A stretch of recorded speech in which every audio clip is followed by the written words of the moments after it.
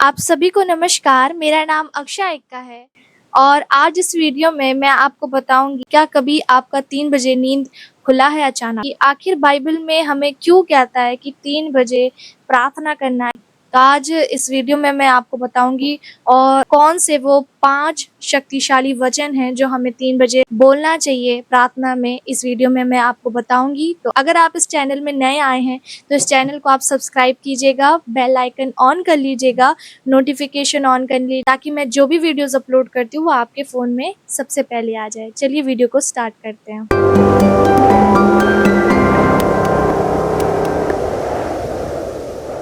बुरे सपने आए हैं और आपने जब आंखें खोली तो देखा 3 बज रहा है, पर आपने इस चीज़ को इग्नोर किया और सोचा कि ये नॉर्मल ही है और आप फिर दोबारा सो गए। पर इसे नॉर्मली ना समझे। अगर परमेश्वर आपको 3 बजे उठा रहा है, चाहे वो कोई भी कारण हो, चाहे बुरे सपने आ रहे हैं या अचानक नींद खुल रहा है, तो कुछ कारण होता है। दोबारा ना सोएं और प्रार्थना में ज़रूर जाएं। तो पहला वचन भजन संहिता 46 का 5 में लिखा है, परमेश्वर उस नगर के बीच में है, वह कभी टलने का नहीं। पाँव फटते ही परमेश्वर उसकी सहायता करता है। ये वचन आप उस वक्त जरूर पढ़ें क्योंकि लिखा है पाँव फटती परमेश्वर उसकी सहायता करता है। पाँव फटना मतलब 4 बजे 3 बजे होता है, जब मुर्गे बांग देते हैं उससे पहले ही ये समय होता है और आप ये वचन जरूर पढ़ें।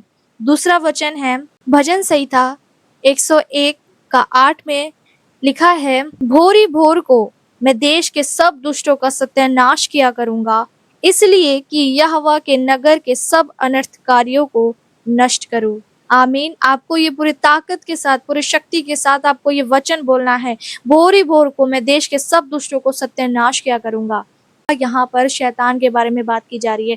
जब आप उठते हैं तो इस वचन के द्वारा आप शैतान को, उस अंधकार की शक्तियों को जो आकाश में है, आपको आग लगाना है ताकि वो आपके जीवन में जो भी लड़ाई, कर्जा, जो परेशानी आपके जीवन में आई है, आपके फैमिली में आई है, वो सब खत्म हो, जो शैतान ने डाली है वो सब इस वचन के द्वारा नष्ट होने पाए। आमीन। जो तीसरा वचन है वो भजन संहिता 3 अध्याय का 5 में हम देखेंगे, लिखा है, मैं लेटकर सो गया फिर जाग उठा क्योंकि यहोवा मुझे संभालता है। आमीन। परमेश्वर यहाँ वचन में बता रहे हैं कि आप लेटकर सो जाते हैं फिर जाग उठते हैं। परमेश्वर का अनुग्रह है कि आप फिर से दोबारा नए दिन को देख पाते हैं और परमेश्वर आपको संभालते हैं, उस अंधकार की शक्तियों से संभालते हैं। और फिर आगे लिखा है, मैं उन 10,000 मनुष्य से नहीं डरता जो मेरे विरुद्ध चारों ओर पाती बांधे खड़े हैं। चाहे हो सकता है सपने में भी आपको जानवर या इंसान जिनको आप नहीं जानते वो आपको सपने में भी डराते हैं, पीछा करते हैं और आपको शायद मारने के लिए, घात करने के लिए आपके पीछे पड़े रहते हैं। तो आप ये वचन उस वक्त बोल सकते हैं कि मैं उन 10,000 मनुष्य से नहीं डरता, मेरे विरुद्ध चारों ओर पाती बांधे खड़े, जो मुझे घेरे हुए मेरे शत्रु, मैं उनसे नहीं डरता। आप जब ये वचन पढ़ते हैं तो परमेश्वर तो देख ही रहा है, शैतान भी आपको देख रहा है। जब आप ये वचन को बोलते हैं, आप उसको पूरे ताकत के साथ इस वचन को बोले ताकि शैतान भी इस वचन को सुने और उसको एहसास दिलाए कि आप उससे नहीं डरते और ना ही शैतान की शक्तियों से और ना उसके बहकावे से आप डरते हो। आमीन। आप सिर्फ डरते हो तो परमेश्वर से डरते हो। फिर आगे हम देखेंगे तो लिखा है 7 में, क्योंकि तूने मेरे सब शत्रुओं के जबड़ों पर मारा है और तूने दुष्टों के दांत तोड़ डाले हैं। जब आप ये वचन पढ़ेंगे तो परमेश्वर वचन के द्वारा कार्य करेंगे और परमेश्वर आपके शत्रुओं के जबड़ों पर ऐसा मारेंगे कि उन दुष्टों के जो दांत हैं वो टूट जाएंगे। आमीन। फिर 8 में लिखा है, उद्धार यहोवा ही से होता है, हे यहोवा तेरी आशीष तेरी प्रजा पर हो। उद्धार यीशु मसीह से होता है। आपका उद्धार होगा जब आप इस वचन को पूरी ताकत के साथ, पूरे सामर्थ्य के साथ और विश्वास के साथ जब इस वचन को आप अंगीकार करेंगे तो आपके जीवन से वो रुकावटें, वो जो शत्रु है जो आपको चारों ओर घेरी हुई है, वो सब खत्म होगा।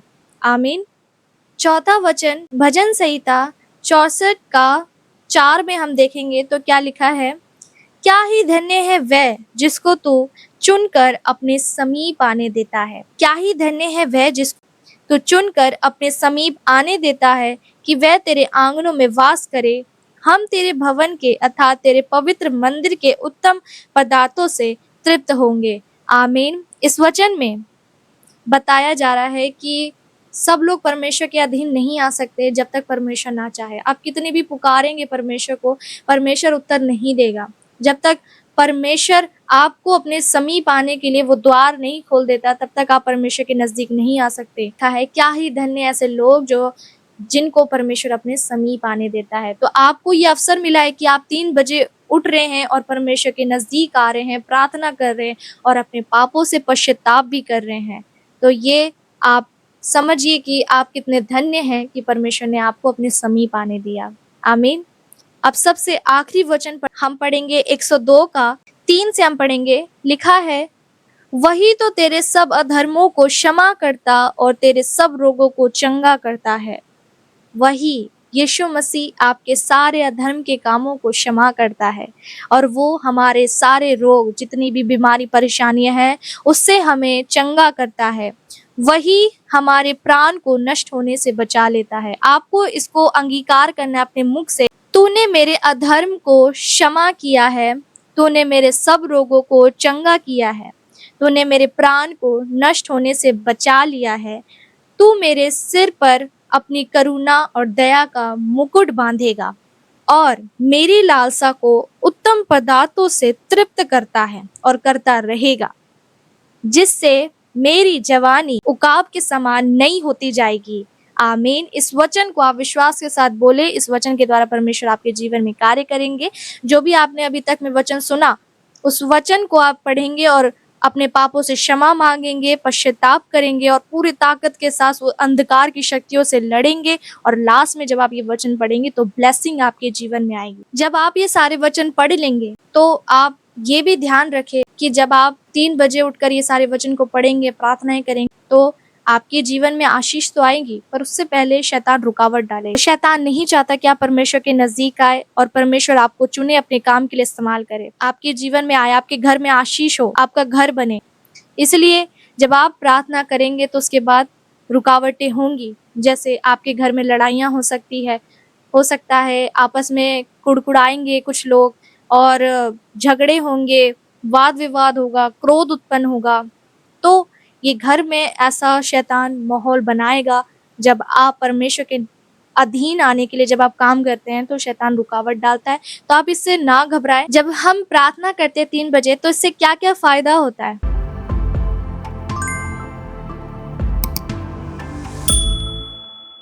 फायदा तो हमें काफी होता है, पर हम जानते नहीं कि क्या फायदा होता है। फायदा ये होगा कि हमारे जीवन में आशीष का द्वार खुलेगा। हमें प्रभु अनगिनत आशीषों से भरेंगे, हमें उत्तम उत्तम पदार्थों से तृप्त करेंगे। परमेश्वर अपने लोगों को कभी भूखा नहीं रखेंगे और परमेश्वर हमारे जीवन में बड़े बड़े मिरेकल करेंगे। हमारे जीवन में बढ़ोतरी होगी, हम आगे बढ़ेंगे, क्योंकि परमेश्वर ने वचन में कहा है, परमेश्वर दुर्बल जाति को सामर्थी जाति बनाएगा। आमीन। इसमें ये होगा, सबसे मेन इंपॉर्टेंट चीज, परमेश्वर हमसे बात करेगा। आमीन।